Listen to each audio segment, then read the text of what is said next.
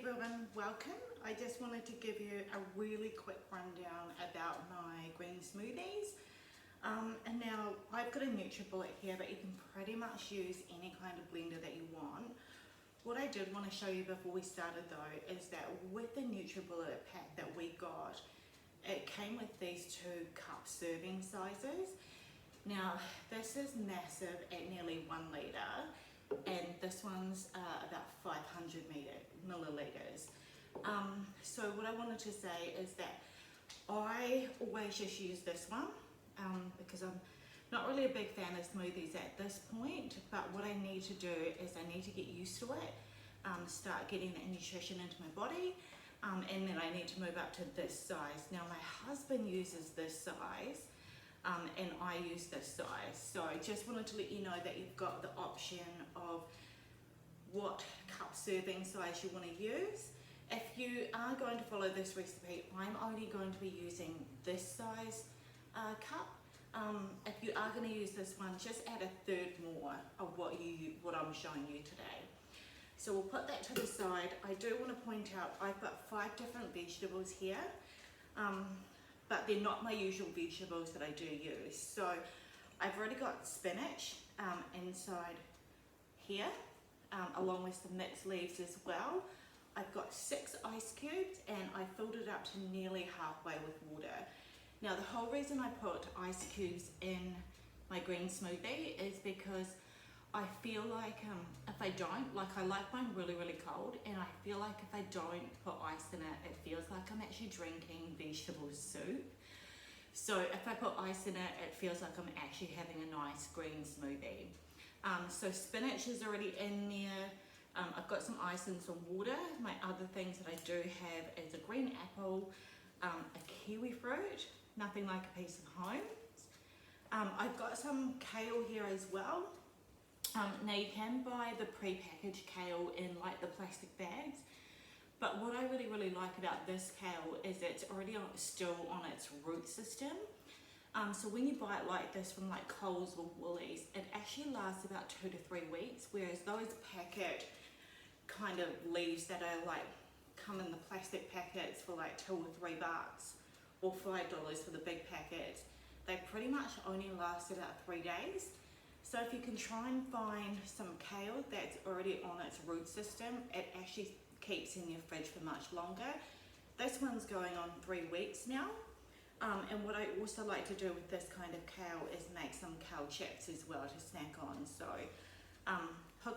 send me a message if you'd like the recipe for the kale chips. But if you do, it really is just kale on an oven sheet.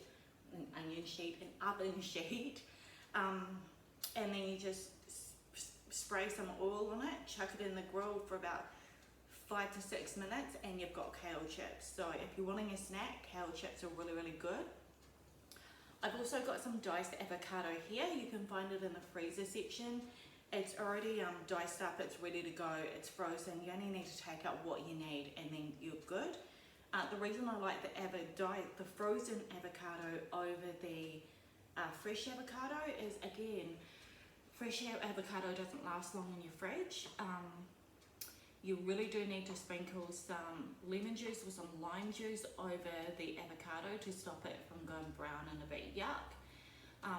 But an open avocado or a peeled avocado really only lasts about 2 or 3 days in the fridge, and then that's done. Whereas frozen, I think we've got about 5 bags of these already in the freezer already, so they're just really good to go.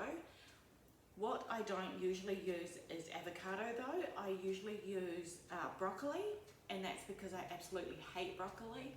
But if you have a look at the health benefits of what broccoli actually gives you, you'll start to understand why foods use it as a vegetable in all their ready meals and things like that. Broccoli is really, really healthy for you. But I absolutely hate the taste. When I put it into a green smoothie though, I can't taste it, which is fantastic. It means I'm getting those benefits of the nutrients without having to taste the broccoli. And the whole reason I put a kiwifruit in my green smoothie as well is because it dulls out the taste of all the other vegetables, and I absolutely love kiwifruit. What I'm going to do is, all you need to do for this is you just need to, look, I don't do any measuring whatsoever. I'm just one of those kitchen hacks. I'm a pinch of this and a pinch of that, and I just chuck it in. So I would cut off about 3 heads of the broccoli, and I'll chuck that in. I've cut off about this much worth of kale.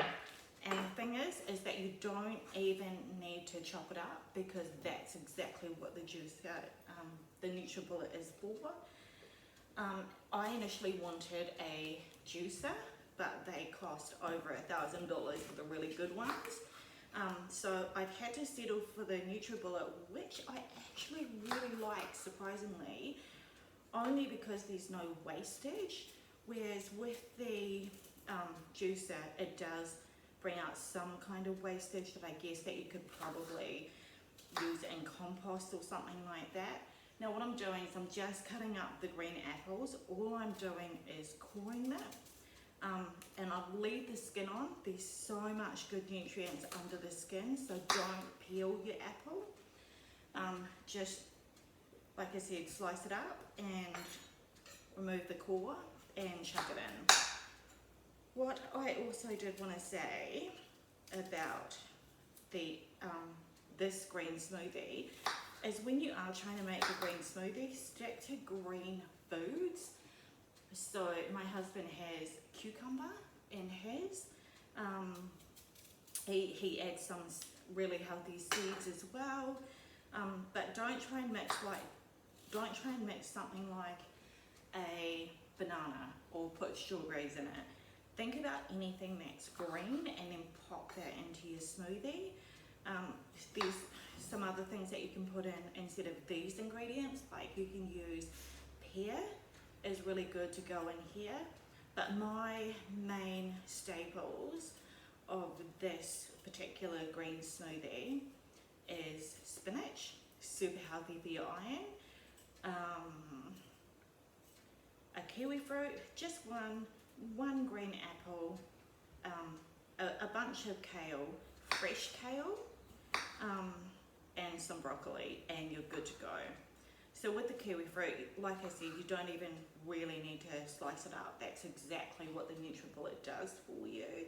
So you can be as rough as guts as you want with making your smoothie. So that's nearly filled to the brim already. But don't forget though, that nutribullet just squashes it all down. So you end up with half of that really. And the last thing to do is just chuck in the avocado. One little trick I will tell you about the avocado though, if you are going to have it in your smoothies, it does always pay to pull out a little bit the night before that you're going to use it, and then put it in so it's not frozen. It's a bit too much. Alright, so that's all good to go, and all you need to do is pop the lid on and chuck the nutribullet on. Now I probably only do about 5 seconds on low, so always start the nutribullet off low. I do about 5 seconds on low, maybe up to 10 if I've got something frozen in here. And then I do about 5 seconds on high, just to really smash out those veggies and make them all kind of juice-like. Check it on.